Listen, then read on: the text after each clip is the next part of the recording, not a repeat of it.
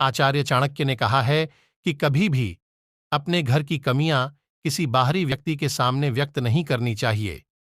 समाज में परिवार या परिवार के किसी सदस्य की बदनामी करना भारी पड़ सकता है। अगर आपके घर की कमियां दुश्मन को पता चल जाएं, तो वह इसका गलत फायदा उठाने में देर नहीं करेगा। चाणक्य नीति के मुताबिक व्यक्ति को कुछ ऐसी औषधियों की जानकारी भी गुप्त रखनी चाहिए जो सिर्फ सिद्धि के जरिए ही हासिल की जा सकती है। सिद्ध दवाओं का उपयोग सिर्फ दूसरों का इलाज करने के लिए ही किया जाना चाहिए।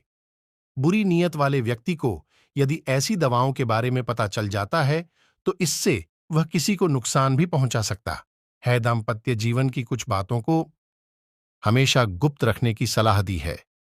पति पत्नी के बीच थोड़ी बहुत अनबन चलती रहती है, लेकिन कभी गुस्से में आकर किसी को भी दाम्पत्य जीवन की उथल पुथल के बारे में न बताएं। ऐसा करने से परिवार की बदनामी हो सकती है। वहीं परिवार में कलह भी बढ़ सकता है। भावनाओं में आकर ऐसी गलती कभी भी नहीं करनी चाहिए। रिश्ते में किसी को अपने पार्टनर पर हावी होने की कोशिश बिल्कुल नहीं करनी चाहिए। रिश्ते में आप दो लोग हैं, इसलिए दोनों को एक दूसरे की बात सुननी चाहिए और समझ बूझकर ही फैसला लेना चाहिए। लेकिन अगर कोई एक दूसरे पर हावी होने की कोशिश कर रहा है, तो यह गलत है। आप दोनों के बीच रिश्ता है, लेकिन जब भी आपको भावनात्मक सहारे की जरूरत होती है, तब आप पति और पत्नी का संबंध ऐसा होता है जिसमें सभी रिश्तों का समावेश होता है।